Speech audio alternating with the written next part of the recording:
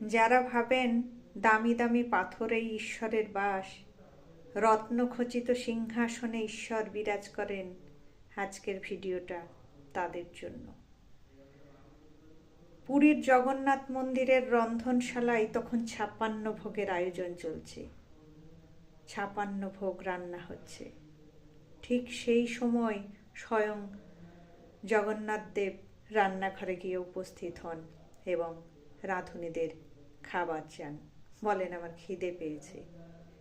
রাঁধুনিরা স্বয়ং ঈশ্বরকে রান্নাঘরে দেখে হতভম্ব হয়ে যায়।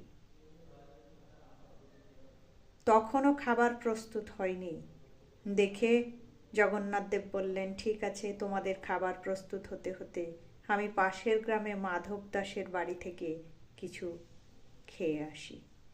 এই বলে জগন্নাথ দেব পাশের গ্রামে মাধব দাসের বাড়ি চলে গেলেন।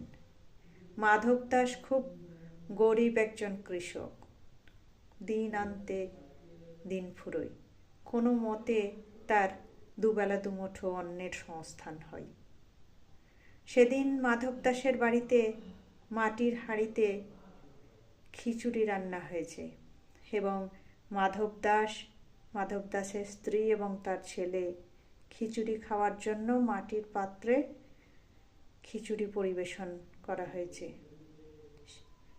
তারা খাবার খেতে যাবেন, ঠিক সেই সময়ে দরজায় একজন সাধু আসেন। মাধব দাস উঠে যান খাবার ছেড়ে।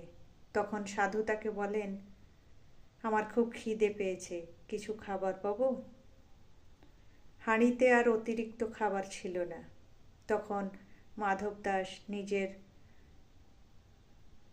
খাবারটা, মাটির পাত্রে খিচুড়ি নিয়ে গিয়ে সাধু বাবাকে দেন। সাধু বাবা সেই খিচুড়ি পরম তৃপ্তি ভরে খান এবং খাবার শেষে তিনি স্বয়ং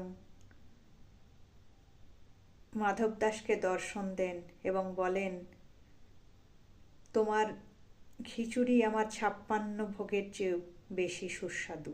এই বলে জগন্নাথ দেব অন্তর্ধান হয়ে যান। পরে যখন ৫৬ ভোগ প্রস্তুত হয় এবং ঠাকুরের সামনে ভোগ নিবেদন করা হয়, তখন পুরোহিতরা দেখেন ঠাকুরের মুখে খিচুড়ি লেগে আছে। তখন সবাই বুঝতে পারেন আসলে ঠাকুর আয়োজনে নয়, তিনি ভাবের ভিখারি।